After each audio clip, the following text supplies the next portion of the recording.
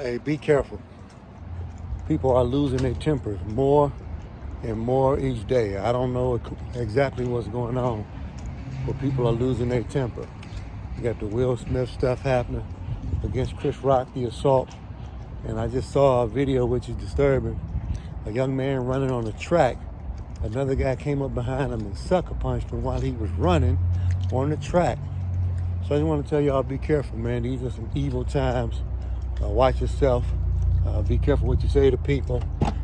Be as respectful as possible. Leave folks alone. All right, love y'all.